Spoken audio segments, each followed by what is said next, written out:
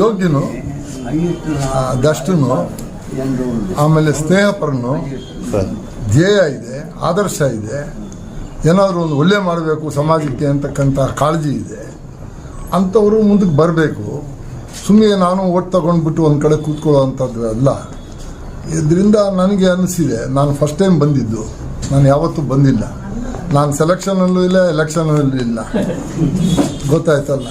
ಆದರೆ ಇಂಥವ್ರು ಯಾರನ್ನ ಸಿಕ್ಕಿದಾಗ ಅವ್ರ ಮುಖಾಂತರವಾಗಿ, ಯುವಜನ ಮುಖಾಂತರವಾಗಿ ಸಮಾಜಕ್ಕೆ ಒಳ್ಳೆಯದಾಗಲಿ, ಸಮಾಜ ಉದ್ಧಾರ ಆಗಬೇಕು. ಬಹಳ ಅವನತಿಗೆ ಆಗಿದೆ. ಅದು ನಮ್ಮ ಬಾರ್ ಅಸೋಸಿಯೇಷನ್ನಲ್ಲಿ ನಾವು ಅನೇಕ ಪರಿವರ್ತನೆಗಳು ತಗೊಂಬರಬೇಕು. ಇದಕ್ಕೆಲ್ಲನೂ ಕೂಡ ಮುಂಚೂಣಿಯಲ್ಲಿ ಅವ್ರನ್ನ ಬಿಡಬೇಕು ಅಂತ ಹೇಳಿ ಇರೋ ಕೆಲಸ ಎಲ್ಲ ಬಿಟ್ಟು ನಾನು ಯಾವತ್ತೂ ಯಾರಿಗೂ ಬಂದವನಲ್ಲ. ಅವನಿಗೆ ಬಂದಿದ್ದೀನಿ ಬಿಕಾಸ್ ಅವನಲ್ಲಿ ಸಂಪೂರ್ಣವಾದ ನಂಬಿಕೆ ಇದೆ. ಆ ನಂಬಿಕೆಗೆ ಅರ್ಹ ಅಂತ ತಿಳ್ಕೊಳ್ತೀನಿ. ಯಾವತ್ತೂ ಅವನು ತಪ್ಪು ದಾರಿಯಲ್ಲಿ ಹೋಗ್ತೀನೋ ಆವಾಗ ನಮ್ಮ ಕವಲು ದಾರಿ ನಾನು ಹಿಡಿತೀನಿ. ಅದ್ರ ಮೇಲೆ ಸಂಪೂರ್ಣವಾದ ನಂಬಿಕೆ ಇದೆ, ಗೊತ್ತಾಯ್ತಲ್ಲ. ಇವರ ಸೀನಿಯರ್ ಸುಬ್ಬಾರೆಡ್ಡಿ ಅವ್ರನ್ನ ಗೆಲ್ಸ್ಕೊಟ್ಟಿದ್ದೆ ಕೇಳಿ, ಇಲ್ಲೇ ಇದ್ದಾರೆ. ಅದರಲ್ಲೇನು ಅನುಮಾನ, ನಾಚಿಕೆ ಬೀಳುವಂಥದ್ದೇನಿಲ್ಲ. ಅದು ಸತ್ಯ ಸಂಗತಿ. ನಮ್ಮ ಚಿಕ್ಕಪ್ಪ 15 ದಿವಸ ಮಾತು ಬಿಟ್ಬಿಟ್ಟ ಇವನು ಸಪೋರ್ಟ್ ಮಾಡ್ತೀನಿ. ಆದರೂ ಸುಬ್ಬಾರೆಡ್ಡಿ ಕೈ ಬಿಡಲಿಲ್ಲ ನಾನು.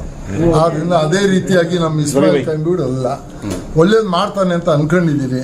ನೀವುಗಳೆಲ್ಲನೂ ಕೂಡ ಅವನ್ನ ಹತೋಟಿಯಲ್ಲಿ ಇಟ್ಕೋಬೇಕು. ತಪ್ಪು ದಾರಿಯಲ್ಲಿ ಹೋದಾಗ ತಪ್ಪು ಅಂತ ತೋರಿಸ್ತಕ್ಕಂಥ ಶಕ್ತಿ, ಧೈರ್ಯ ಮತ್ತು ಆ ಪ್ರಜ್ಞೆ, ಆ ಸಮಾಜ ಪ್ರಜ್ಞೆ ಇರಬೇಕು ಅಂತ ನನ್ನ ಅಭಿಪ್ರಾಯ. ನಿಮ್ಮ ಕಡೆಯಿಂದ ಒಂದು ಅಪೀಲ್ ಕರ್ನಾಟಕ ಲಾಯರ್. ನಾನು ಅಪೀಲ್ ಮಾಡೋದೇ ಇಲ್ಲ. ಬಿಕಾಸ್ ಇದು ಸೆಲ್ಫ್ ಎಫ್ಲುಜೆಂಟ್ ಅಂತ ಹೇಳ್ತೀವಿ ಇಂಗ್ಲಿಷ್ನಲ್ಲಿ, ಸ್ವಯಂ ಪ್ರಜ್ವಲಿತ.